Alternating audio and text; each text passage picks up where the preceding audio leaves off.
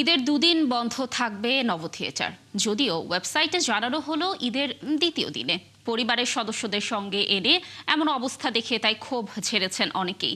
তবুও থেমে নেই রাজধানীবাসী, একটু প্রশান্তির খোঁজে ছুটছেন অন্যান্য বিনোদন কেন্দ্রগুলোতে। দর্শনার্থীরা বলছেন ভালো আবহাওয়া ও নিরাপত্তার শঙ্কা না থাকায় স্বস্তি বোধ করছেন তারা। জুলিয়া তানহাকে সঙ্গে নিয়ে আরও জানাচ্ছেন নিবিড় সাহা।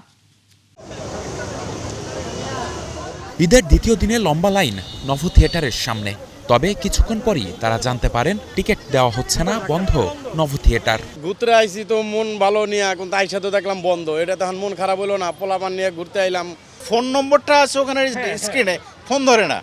এ বিষয়ে জানতে সেখানে কর্তব্যরতদের সঙ্গে কথা বলার চেষ্টা করলেও কেউ কথা বলতে রাজি হননি।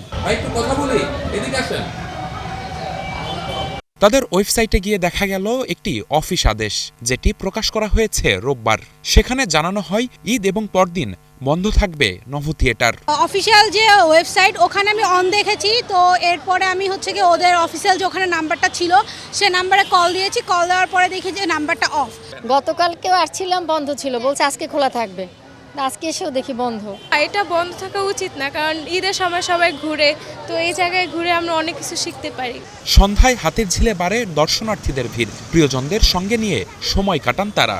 হাতির ঝিলে গেলাম, গুলশান লেকে আসলাম, ভালো লাগতেছে খুব। আরো ঘুরবো, এখনো ঘোরা হয়নি, এরকম মাত্র আসলাম। ভালোই লাগতেছে, পরিবেশটা আজকে ঠান্ডা আছে, অনেক ভালো লাগতেছে। ঈদের দ্বিতীয় দিনে সকাল থেকেই রাজধানীর জিয়া উদ্যানের প্রবেশপথে দেখা যায় মানুষের ভিড়। এখানে সবুজ ঘাসে বসে কেউ গল্প করেন, কেউ মোবাইল ফোনে বন্দি করেন প্রিয় মুহূর্তগুলো, আবার কেউ হাঁটেন নিরিবিলি সবুজ পথ ধরে।